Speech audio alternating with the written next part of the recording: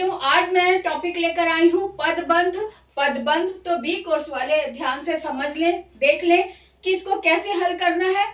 तो यहाँ पर भी 5 बहुविकल्पीय प्रश्न दिए गए हैं, जिसमें से 4 प्रश्नों का हल आपको करना है।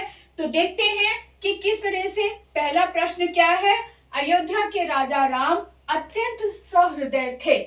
यहाँ पर प्रश्न में दिया हुआ है वाक्य में रेखांकित पदबंध क्या है, यानी क्रिया पदबंध है, संज्ञा पदबंध है, विशेषण पदबंध है या फिर सर्वनाम।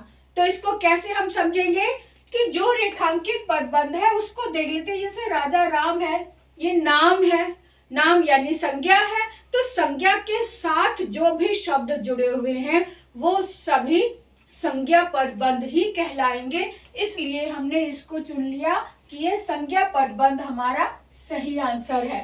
ठीक है ना। दूसरा देख लेते हैं वाक्य। उस विद्यालय में पढ़ने वाले विद्यार्थी, उस विद्यालय में पढ़ने वाले विद्यार्थी अत्यंत मेधावी हैं। अब यहाँ पर भी रेखांकित पदबंध बताना है कि रेखांकित जो है ना, ये शब्द किस में आते हैं?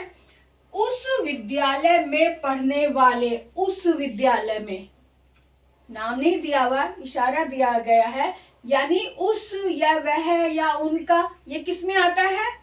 सर्वनाम में आता है। तो सर्वनाम से रिलेटेड जितने भी शब्द आए हैं उनको हम कहेंगे क्या? सर्वनाम पदबंध। तो इसका मतलब घ ऑप्शन हमारा बिल्कुल सही है, क्योंकि उस विद्यालय में पढ़ने वाले कहा है, ना कि विद्यार्थी के ऊपर नहीं है, पढ़ने वाले तक। अब आगे देखते हैं। क्रिया पदबंध का उदाहरण छांटिए। इनमें से क्रिया पदबंध का उदाहरण छांटना है। क्या दिया हुआ है? मैं पास हो गया, भाई साहब फेल हो गए। अब इसमें भाई साहब पर अंडरलाइन की हुई है ना। उसके बाद वह रोते रोते सो गया। यहाँ रोते रोते सो गया, इसके नीचे अंडरलाइन है।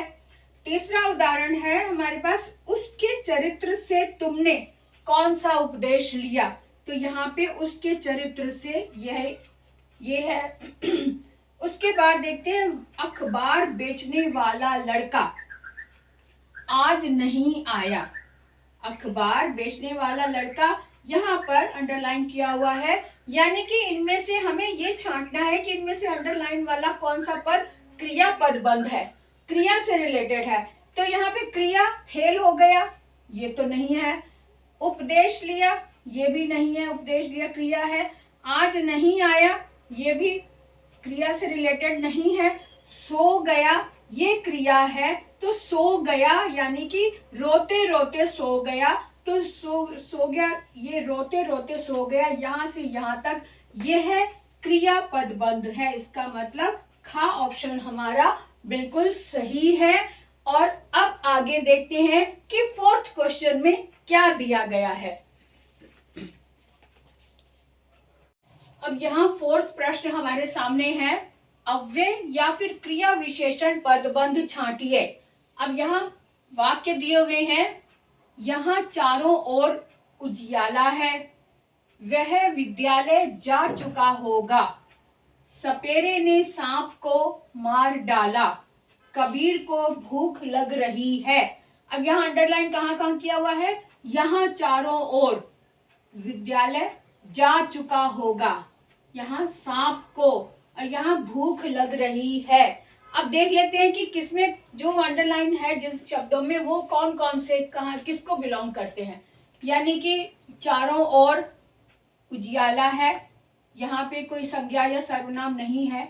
जा चुका होगा, ये क्रिया है, क्रिया पदबंध है। सांप को, ये भी संज्ञा है, कर्म कारक के साथ है, संज्ञा आई हुई है, ये भी नहीं होगा, क्योंकि हमें अव्यय और क्रिया विशेषण छांटना है। कबीर को भूख लग रही होगी, भूख लग रही होगी, ये भी क्रिया से रिलेटेड है, यानी क्रिया पदबंध है। तो बचा क्या हमारे पास? यहाँ चारों ओर, चारों ओर अव्यय भी है और क्रिया विशेषण भी है ना।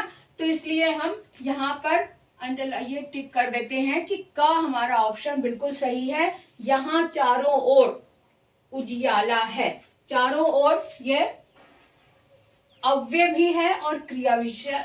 आपको पता है कि जो क्रिया विशेषण होता है वो अव्यय भी होता है ना। इसी तरह से यहाँ पर इसीलिए हमने कह दिया कि यहाँ चारों ओर अव्यय भी है और क्रिया विशेषण भी है। आगे देखते हैं, 5वां प्रश्न हमारे सामने है, लोहे से निर्मित संदूक, यहाँ अंडरलाइन किया हुआ संदूक तक, लोहे से निर्मित संदूक वहां रख दो, रेखांकित पदबंध का भेद बताइए।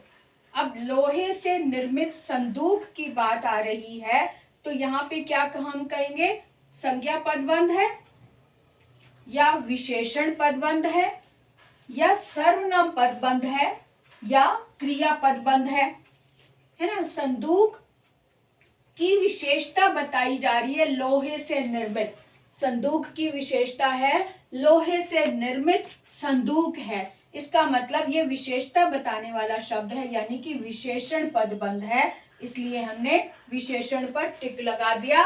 बिल्कुल सही से अब आपको समझ में आ गया होगा, है ना।